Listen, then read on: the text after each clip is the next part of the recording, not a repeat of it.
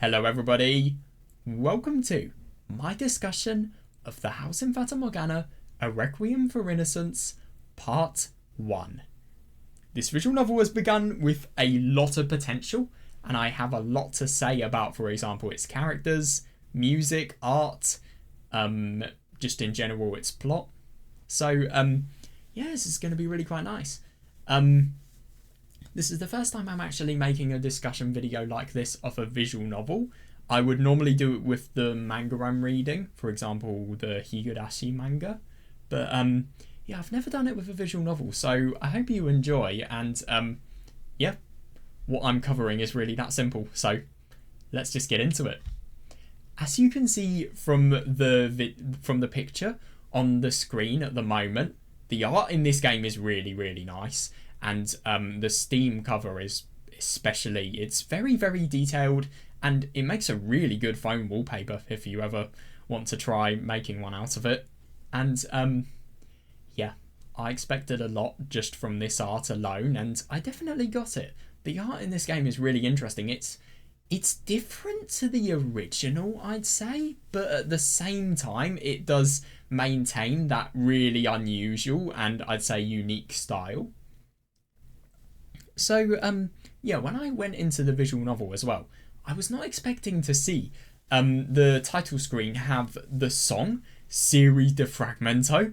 I mean, that was one of my favourite tracks in Fata Morgana itself, especially because of the beginning, the corrupted sound in the beginning. That made the soundtrack so sad, but it made it very memorable as well. And yeah, that's kind of why I've always been able to make that soundtrack stick out to me, because that corrupted bit at the beginning, it just, and then obviously how the really peaceful yet sad parts of the theme, especially the piano parts, and yeah, how they follow, it's really good theme in general. And yeah, it was nice to see it here. And obviously that theme in the original was played where we see Jacopo and Morgana's well, we see Jacopo when he is, I'd assume 27. It's either 26 or 27. I think it's 27. But yeah, anyway, when we see him filled with regret after what has happened with him, which obviously is going to be elaborated more in this story. And it's just the theme that represents their time together, if anything. And the reason it's so sad is because how everything went from something that was all right to something that was insanely tragic. So yeah, let's actually discuss about the story now. So as you can see here, I've got my YouTube channel posts where I posted everything about what I read, and we've got the images that are most significant from each session, and yeah, we're just going to be discussing everything about what I've done in each session, really. So, yeah, the first part was really brutal because the visual novel definitely gives you kind of a shock into action, really, because you just see how brutal Lord Barnier is, and you see so many examples of torture and just sick treatment of human beings, really. You see what he has done to Morgana, and absolutely barbaric and just awful and inhumane torture that he has given her, and also all of the slaves and Jacopo commenting on them, and just how many corpses there were in the dungeons as well. And then you really realise why a revolution needs to happen, and why horrible treatment that is kind of justified by the law needs to stop, because it's awful. Now, before we actually talk about the revolution, I wanted to talk about something I found really unusual. If you guys have any thoughts on this, I'd really appreciate to hear them, because this was a part of the story I didn't really understand. So, Morgana's face was never really cut up, and yet it was so bloody. So I was thinking it could be because of an infection it happened, or I don't know, just something natural that's been caused by, well, how horrible of conditions she has been exposed to. But then it was really puzzling that we realised when she was cursing Barnia and all of his shithead noble people that are there and just, well, they're looking like they're enjoying it. I don't know how many actually are. I'd hope that none of them are, but maybe some of them are. Yeah,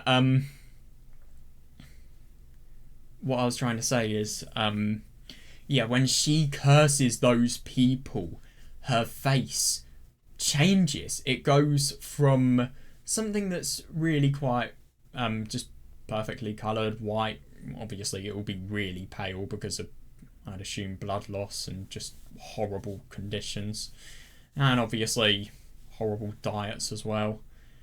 But yeah, then it becomes really, really bloody, and it becomes red, and it's just so weird that her face changes at that particular moment after she has cursed it. And it really does make you question whether in this story there is some sort of weird element of supernatural. I mean, obviously in the original there is, but the only reason that's really in the supernatural is because you have the world of the dead after obviously after all of these people die, and how it really defies logic.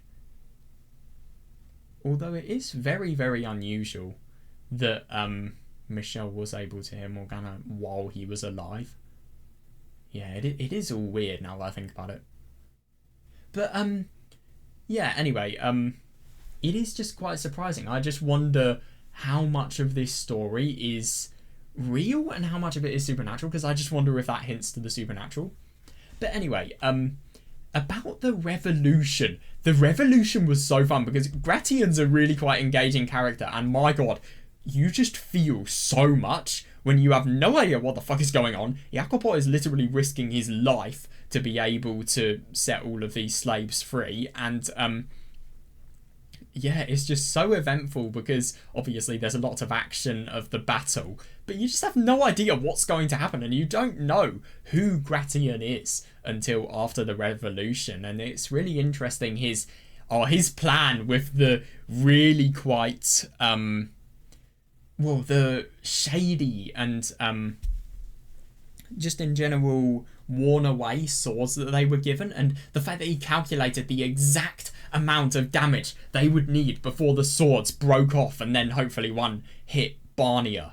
I mean, that was so cool. There's a lot of times where I get the impression that Gratian is really quite brutal and obviously very, very manly.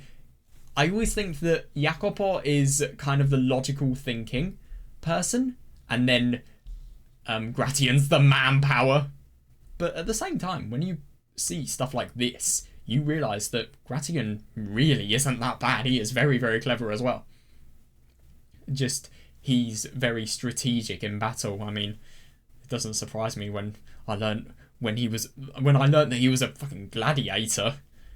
And yeah, after the revolution, obviously we have Jacopo finding Morgana, and what I really, really like about this part is just how emphasised it is, especially in this part here where we see Jacopo and Maria, how emphasised it is that Jacopo doesn't really have anything to gain for it. And especially with the ointment, for example, that's expensive. He is spending money he probably doesn't have on the ointment, and he is making it so that everybody in the brothel, they are having an extra mouth to feed, even though food is scarce. And it's interesting that he is making everything so difficult for everybody just so that he can save Morgana. But it's interesting because you kind of think this, but at the same time then you then remember that it's a human life that you could possibly be saving here. So is it worth it? And obviously to Jacopo, he definitely thinks it is, but nobody else does. And I remember Jacopo just asking, does anybody else have a fucking heart here? that was the really quite funny part, because yeah, he was the only person who actually felt saving this life was beneficial, and it was a good thing to do. And I suppose that kind of began Jacopo's connection with Morgana.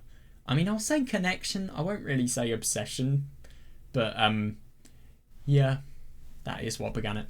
And then we have, as you can see in this image here, we have the meeting of Jacopo and Maria. We see Maria's role in this, and obviously it's very, very different to what we saw in Fata Morgana Chapter 8, ironically enough. And, she is a really interesting character. It's just so weird seeing people like her. Okay, first question, how the fuck has she not gotten pregnant before? Can I just ask that? Like, seriously? Well, with any of these prostitutes, to be honest. Jenan is a good example as well, I suppose. But, yeah. You just see so many people here. They have such awful lives, but they make the most of it, and they live. They definitely do. And it's really quite inspiring to see just how they do it. And, there was a scene, I remember when, I think it was 2 years after Morgana was taken in, when you see her serving soup and just them having so little, but them really, really making the most of it. And I like that. And it's just really interesting because it's, you know, I don't actually think, look, proper poverty and slum-like conditions are things I've really read about in a visual novel much. So it was nice to read about it here. And, yeah, my God, here we also, oh, come on, but here we also really, really see just how traumatized Morgana is from Barnia, and we see how when Morgana wakes up, you just see how she doesn't even use words. She's just terrified, and she resorts to kind of animalistic means, just biting Jacopo's arm, and just Jacopo having to do everything to assure her that he is not somebody who intends to do harm. And obviously there's the awkwardness about Morgana being the most religious person on Earth, and at the same time being in a brothel. I mean, the irony is almost funny. But, there's also that, and, Jacopo just having to do so much to convince her. She is so, so scared, and I don't blame her. I really don't. I mean, how could you ever see good in people, and how could you ever know how to after that sick incident with her mum selling her off, saying, "Oh, you're worthless to me." Yeah. Oh god, her story with her mother is horrible. It really is. But we'll get on to Morgana in a bit. And it's also quite nice to see Jacopo's life. I love the relaxing soundtracks. I love the soundtracks in this visual novel, to be honest. But we see more of Jacopo's life, more of the pub, more of the guys who really, really want to start a revolution, let's be honest here. And the fucking drinking contest with him and Gratian as well, where Jacopo wants to get back Morgana's butterfly brooch as well. And next we have kind of the beginning of Jacopo trying to connect with Morgana, and fucking hell, you just see, I mean, who would have a face like this and not feel insecure about it? Let's be honest here. And I mean, obviously, I feel like if you had a face like this and you weren't insecure about it, that would be because you have had years of getting used to having it. You just see how, I mean, Morgana doesn't even mind about Jacopo putting ointment on any other parts of her body, and yet the face is just, there's so much resistance. Yeah, and you just really see, I mean, was I misremembering this? Or when Jacopo first showed Morgana the mirror, she wanted to run away. She wanted to actually commit suicide just because of how horrible it was. And it took a lot of talking out of. And it's just, it is interesting, Jacopo and Morgana's dynamic here, because you see, it's not really romantic yet. It's just Jacopo being a human being, ultimately. And it's kind of like, I think Maria was saying, it's kind of like a brotherly love and kind of more familial rather than anything else. And it is really quite sweet. This sweet. This scene is really nice, and so is the CG. And what's next? Oh yeah, the graveyard. We just get more connection between Jacopo and Morgana here, and obviously more ointment. We see how their relationship is kind of developing, and yeah. Then, yeah, we meet Jedan. Really, really unusual character. I still don't know how I feel about that twist. So unusual. But yeah, we see the most lively and unusual person, and he is really weird with her because she, in the beginning, speaks really, really odd, but then you can tell that she gets used to everything quite quickly because her accent drops, and you only see her being odd a few times rather than every single time. And her airheaded personality, I think that drops the more you know her, which is quite unusual. And yes, we see Jiran and how she kind of connects with everybody, and especially Jacopo, and the line that we misinterpreted about who she likes as well, and the real misunderstanding that gives. And then obviously we see the summer festival. I love that scene where all of these three, Maria, Jiran, and Morgana, they completely go around in a circle, and then they just crash somewhere. And because they can't stop spinning, and where Jacopo steals the loot as well, and fucking hell, when he queues for so long just to get one flower. It's a really good scene, this, and it is interesting that Morgana just had so little enthusiasm to go here, but she did, and she actually had fun. How? But then this is kind of the part where I want to talk about Morgana. I think it's appropriate given this CG. This CG is so good. But yeah, you get so much depth in this visual novel on Morgana's character in general, because you see firstly kind of the beginnings of her life and the beginnings of her being, let's be honest, deluded into thinking that she is a saint. She is no more special than a human being, and that is really what Jacopo emphasizes in this scene here. But you see the saint cover just so that her shitty mother can convince people that she is not a charlatan. That was the word that was used, and it is interesting just seeing kind of the all of the people of the village.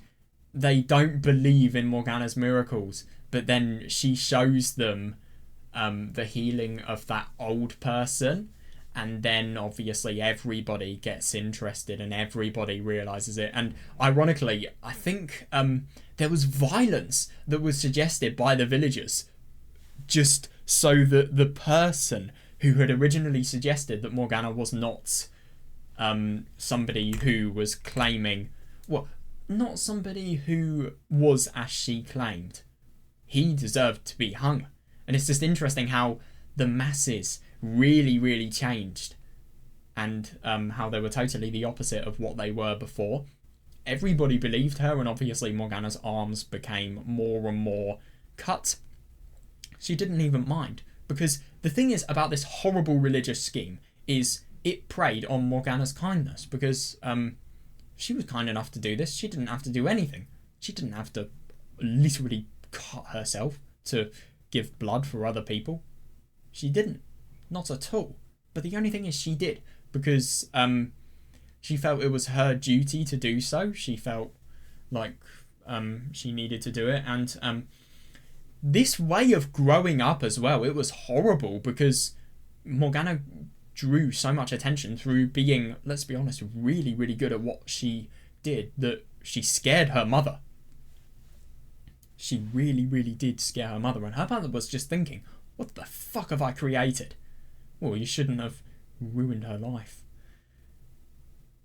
You should have just accepted the fact that you will be considered that, rather than completely forcing your kid into something like this. And it's just sick, it really is, especially with how she is abandoned after all of it. And I mean, I suppose she kind of prioritised herself instead of Morgana, because she was well, they were finding it really hard to make a living. Obviously, there was more than one mouth to feed, and Morgana was not offering money for her service of. God, this feels so weird to say, but her service of self-harm, because I'm sorry, but that's literally what it is. And yeah, obviously she prioritizes her own living over her own daughter, really, and it's selfish, and that's what happens in the end. And it's really interesting just seeing, in the beginning especially, just seeing Morgana looking down on these people because they are prostitutes. I mean, obviously that's normal because that's kind of societal, just to look down on those people, but it's just interesting how her saint personality just prevents her from doing anything that's normal, anything that is remotely like another person would do, and she looks down on things other people would do just because of the fact that it's normal. And I remember when she was traumatized, and obviously when she had flashbacks, and she was really well, she was just in the middle of sleeping, and then she'd be woken up by these sick flashbacks of Barnia. And yeah, there was just that part where Morgana was told that you were a witch wearing a saint's. Wait, no, sorry, you're a saint wearing a witch's skin. I forgot what it was. It's just saint and witch. Those were the ideas that were mentioned. I.e., Morgana is disgusting, no matter how pure of a saint she wants to be, and things like those totally affecting her.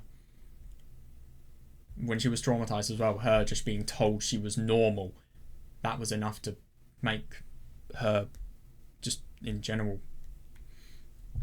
freeze, because she didn't know what it was like to be normal. And it's just interesting seeing how here Morgana is at a loss of what to do, because she just does not know how to be in an environment where she is being treated like a human being, not someone who no, here it is. She's being treated by a human being as somebody normal for her age, not as some sort of prophet and somebody who has to perform and has a reputation to deliver. Her being treated normally, she's never been treated normally. And her mother is responsible for this as well. Her mother always convinced her that she was a saint. I suppose, I think her mother did love her a bit, but her love obviously wasn't strong enough to overpower her selfish wish to just live, really. And obviously it wasn't strong enough to make Morgana sold off. I mean, you sell off your own kid. Yeah. Let's be honest.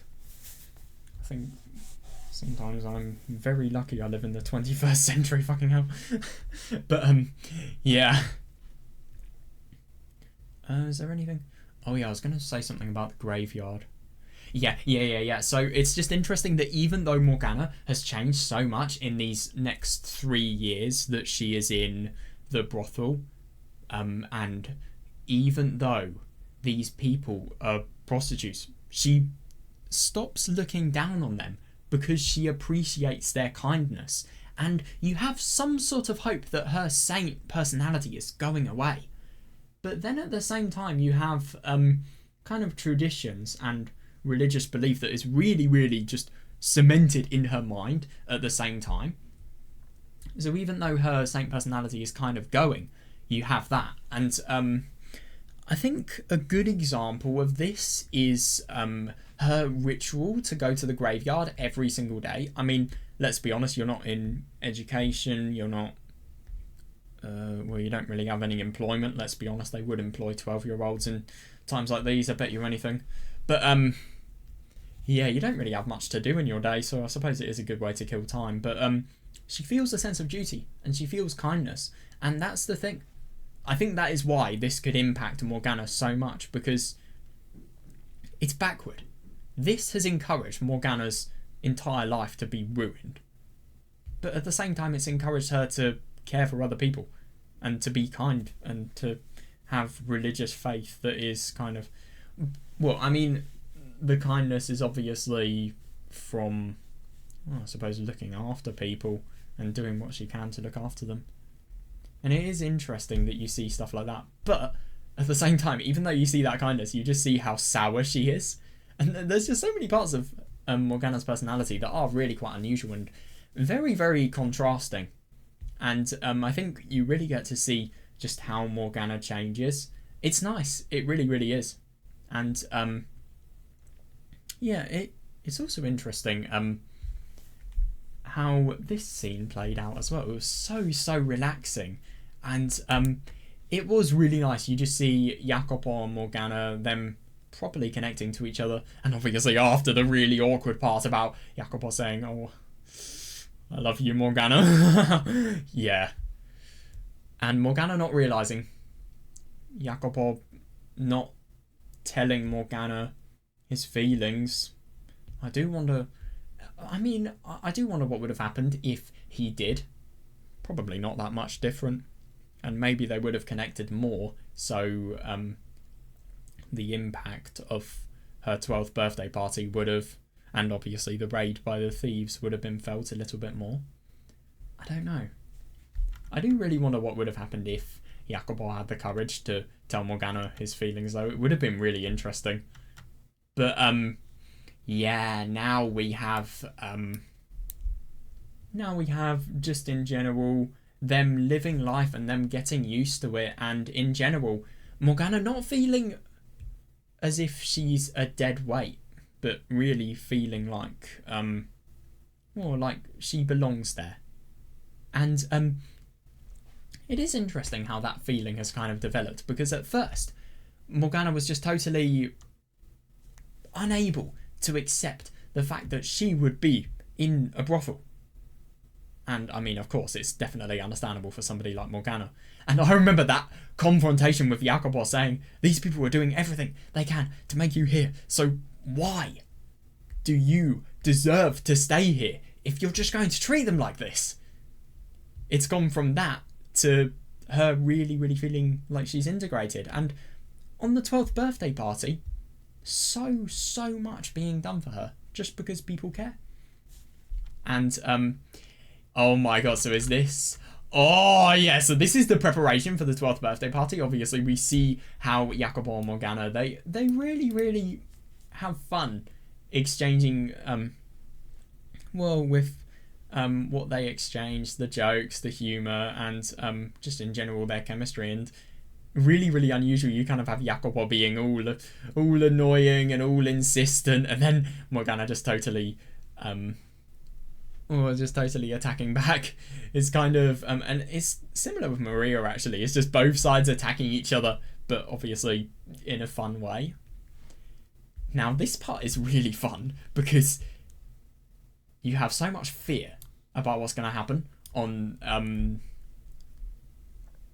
when the thieves come in, and you just hear that scream and then you know everything changes. You really do. But oh my god, it was a real experience, just the dread I felt, because you could tell when the dread was really, really, it was really big, because you could see dialogue that you had already seen in Fata Morgana chapter 8, and that is just how you knew that everything was ending. Everything was going to change after this point, and I really like that. Do you know what? A lot of the times I hate repeated dialogue in visual novels, and it really pisses me off sometimes, especially when it's not needed, but I really liked it here. I really did. And yeah, obviously big turning point. Beautiful background, by the way, but this Morgana's 12th birthday party, obviously with the very, very high quality meat and the herbs as well, with the very, very alluring smell that you could even smell from outside. Yeah, thanks Jedan. But yeah, then we see this. Yeah, complete bloodbath. Everything that's happy has just now gone absolutely awfully. Now, do you know what? Can I just mention? I think that if Jacopo had told Morgana that he loved her in that way, she wouldn't have gone to the bathroom. So as a result of that, he would have been able to protect her. And then maybe he wouldn't have become a lord. But at the same time, maybe. No, I don't actually know what would have happened. I feel like they would have been found out because of the fact that Jedhan's there. I don't know. But Jedhan did not die, so I get the impression that she would still be there and the thieves would have found another way to kill all of them. Because they want Jakobor dead, ultimately. And yet, they still didn't kill him after all of this destruction. They didn't. Now, if I'm going to be honest, I love this visual novel, but there is one thing I'm really disappointed about. I just wish... So, we have a few scenes after the 12th birthday party is ruined. We have the part where Jakobor obviously is nearly killed, which really did feel a bit, I think, Deus Ex, like a Deus Ex Machina. I mean, I'm sorry, but Jakobor had a sword through his stomach, and then he had shoes, a shoe that was just really, really, it went in the wound, and then I think it was, when it was inside, it twisted around. I mean, how the fuck do you survive that? And when Jakobor was fighting with Barnia and he had the sword go into his chest, which also which also completely went through Jedhan as well. I mean, it just felt a little bit Deus Ex. But yeah, what I didn't really like is, I think before the revolution there should have been a lot more. I just feel like there should have been more discussion of what Jakobor was feeling. It just felt a bit rushed, to be honest. But and also I wish we had more clarification on actually no, never mind. Yeah, but then we see obviously Geneva's scheme, and then we have the revolution and everybody just totally being interested in it. We also see an indication that Maria and Jakobor's relationship is never going to be the same. She begs him to never do it because it's horrible. She has lost everybody and she is totally distraught. We have always seen Maria as somebody who is really quite really quite tough, and like Jakobor said, is there a womanly bone in her body? Or, well, it wasn't exactly that, but something along those lines. But yeah. And then we just see her in total distress and total lacks of hope, just saying, don't do this. Because he is the only friend that she has left, and yet he still does it. He betrays her in a way. And after that, the revolution begins. And holy shit, fucking epic scene. Really, really good. I loved how this actually ended. And it was really intense.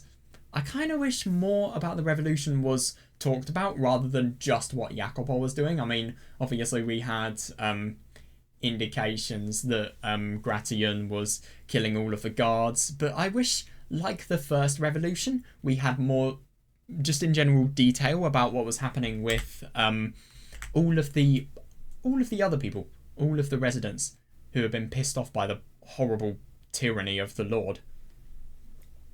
Yeah. I just remember Gratian and Jakobor in the Midsummer Festival, and him just saying how much this needs to stop. There needs to be a revolution. that conversation was so typical, and it was really funny how everybody, Maria really needed to break it up, and how yeah, there was a total fight because of contrasting viewpoints. But yeah, my god, the fight between Jakobor and Barnia.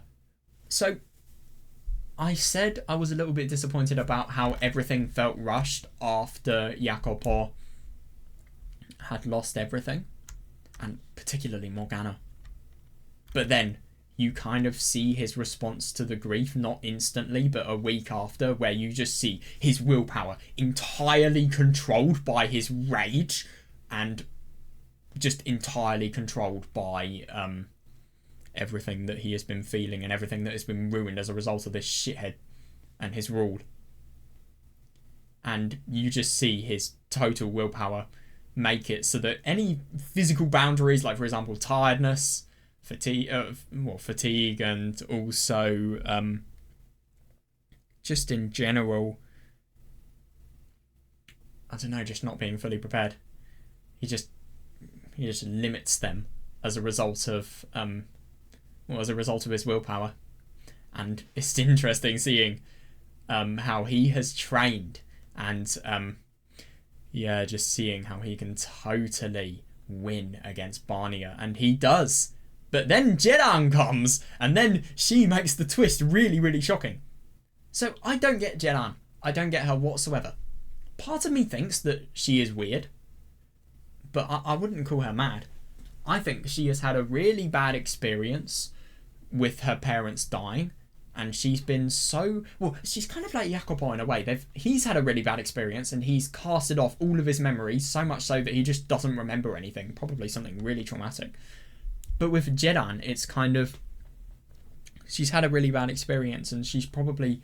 I think she's felt so much sadness that she just kind of has had an obsession with living a good life and being happy and just not having a negative emotion. And that has made her be able to live happily in a way. I don't think she's mad. Or maybe it could just be that she's become insane and she will be happy. I just don't really know if I can believe she is just simply a person who can't comprehend negative emotions. I mean, that just doesn't really feel right. It just doesn't really feel human. Her character is weird. And it's just interesting seeing how she was obviously in love with Lord Barnier somehow. I don't know how, but yeah. But at the same time, she was in love with everybody else as a family. And it's interesting, so she wanted to do everything she could to make both of the people, well, all of the people that she loved happiest. And as a result of that, that caused total contrast. And basically, Barnier being happy meant Jacopo's lot couldn't be happy. And as a result of that, Barnier won. All because of her. It was a twist I was really not expecting, and I love the CG, where I like to think of it as a Jedan and Jacopo skewer, a kebab, because the skewer in this analogy is Barnier's sword. Yeah, that was a really weird CG, and I mean, I just don't get how she could smile. Did she really enjoy the pain or something like that? I hope we get more on Jedan. I really, really do. And then, oh my god, when Jacopo had gotten Barnier's head off, that departure scene was amazing. Because it really foreshadowed what is probably going to happen in... I don't know if it will happen in part 2, but it will definitely happen in part 2 or 3. Jacopo's total decline. I've always had this question. What was Barnier like before he became a lord? And this is really enforced in this scene here, because he asks just, what do you think you are getting yourself into? Because Jacopo unfortunately has a really innocent view, and of course he does. He just wants to save people so that none of this shit can happen again. And of course, he wants that. But here's my question. Did Barnier have that view? What was he like before he became a lord? We know that Jacopo was ruined as a result of becoming a lord. We really did. Was that the same for Barnier? And then I have the question of, if he loves somebody like Jedan... Now, I just really wonder how much of the sick acts he does are for appearance.